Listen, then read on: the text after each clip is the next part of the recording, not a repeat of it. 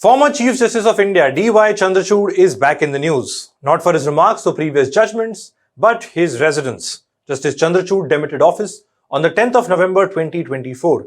It was the day his tenure as CJI was completed, bringing curtains down on his 25-odd-year career in the Indian judiciary. Now, one would expect that along with his office, he would have also vacated the CJI's official residence for his successor as well. Turns out that wasn't the case. Nearly 8 months since demitting office and 2 extensions later, Justice D.Y. Chandrachud continues to occupy the official bungalow of the Chief Justice of India. Now, the Supreme Court of India wants this bungalow to be vacated, and in an unprecedented move, their administration has shot off a letter to the union government seeking repossession of this bungalow. Now, government officials are in an awkward position. Now, they don't want to get into a situation where they would have to serve an eviction notice to a former CJI. Perhaps that itself would be one of a kind. Justice Chandrachud has given his side of the story as well, and he has clarified his reasons for overstaying. He added that it's only a matter of time before he vacates the CJI's official bungalow. So why has Chandrachud overstayed at the CJI bungalow in Delhi, and what do the rules say? Hello and welcome, I'm Shubham Chauhan. Let's get started. 5 Krishna Menon Marg, New Delhi, located in the heart of the national capital, or Lutyens Delhi as it's called. This is the address of the Chief Justice of India. Since November 2022, this was the designated residence of Justice D.Y. Chandrachud, and it still continues to be so, even after his retirement. On the 1st of July this year, the Supreme Court administration wrote a letter to the Union Ministry of Housing and Urban Affairs, asking them to have this bungalow vacated immediately. Utkarsh Anand of the Hindustan Times was the first to report on this story yesterday. His report points out that Justice Chandrachud had sought 2 extensions in the last few months. The first extension was sought by D.Y. Chandrachud just after he retired. D.Y. Chandrachud wanted to continue staying in the official residence of the CJI till the 30th of April 2025. He said some renovation work was pending at his new residence in Delhi. Then Chief Justice of India Sanjeev Khanna granted this extension to Chandrachud. Following this, the government too approved this extension. In return, Chandrachud had to pay a license fees of 5,430 rupees per month. Then, once this extension was about to lapse, Justice Chandrachud spoke with the current Chief Justice of India, B.R. Gawai. The former CJI made a request for an extension till the 31st of May 2025.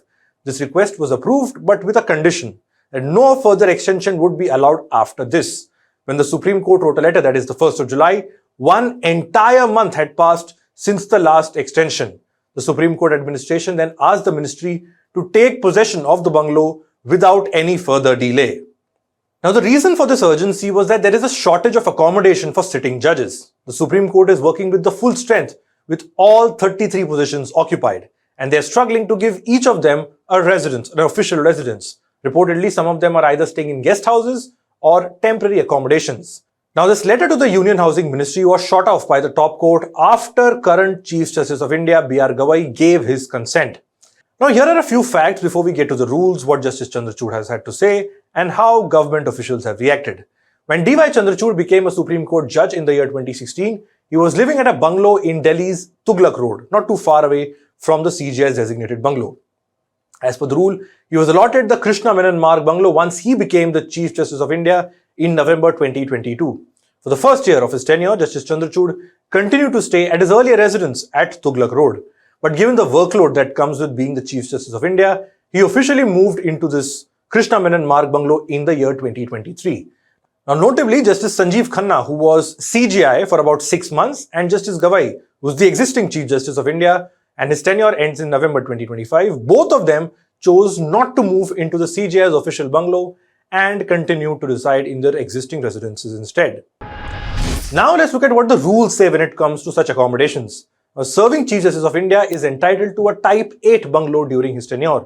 Now, Type 8 bungalow is a category of large bungalows that have driveways, front and rear lawns, 4 servant quarters, 2 garages, etc. This is meant for cabinet ministers, Supreme Court judges, etc. Now, the Krishna Menon Marg bungalow, where ex-CJI Chandrachud is currently residing, is a Type 8 bungalow. Following retirement, the rules say that he or she can stay in a Type 7 government bungalow rent-free for up to 6 months. The government made an exception in the case of Chandrachud, allowing him to use the Type 8 bungalow post-retirement, which was, like I said, officially designated for the Chief Justice of India.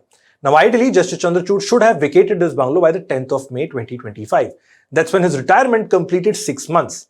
But that hasn't happened. So what exactly is holding the former CJI from moving out? Pending renovation work at his next residence and logistical challenges. The former CJI has spoken to multiple news outlets in the last 24 hours or so since the story came out. In those interactions, he said that he has got a government accommodation on rent for a year and is ready to move into that bungalow.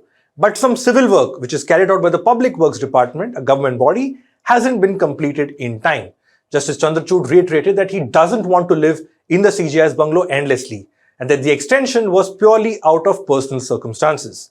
Now, former CJI Chandrachud and his wife Kalpana have two adopted, differently abled daughters, Priyanka and Mahi, both of whom are wheelchair-bound.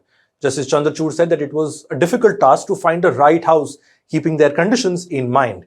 He told Bar and Bench, they are now 16 and 14 years old. They are not 6-year-old girls anymore. They have their own dignity, privacy, and needs. There are little things, like the width of the bathroom door through which a wheelchair has to enter.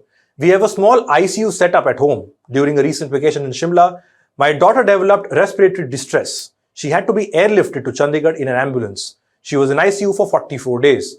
She's still on a tracheostomy tube. It has to be cleaned, maintained, replaced, sometimes at midnight. Only AIMS doctors are familiar with her condition. Now, the former CJI added that he has been house hunting for quite some time now, but it's been tough to find the ideal residence that can accommodate his daughter's needs. Now, Chandrachud also said that he's considered renting a private accommodation till his government home was ready, but added that no owner was ready to let out a house for a short time, especially given the logistical challenges involved. The former CJI added that he kept the Supreme Court in loop with all the developments with regards to his accommodation. Chandrachud said it is a matter of 10 to 12 days before the civil work at the government home is completed and he moves out with his family. Now, reports say government officials too are hoping that this row sorts itself out. The Times of India reported this morning, quoting officials in the Union Housing Ministry. Officials said this is perhaps the first time that they have got such a letter from the Supreme Court administration directly. They said they are hopeful that they wouldn't have to serve an eviction notice to Chandrachud and his family. After all government accommodations, including the House of Judges, come under the Union Housing Ministry.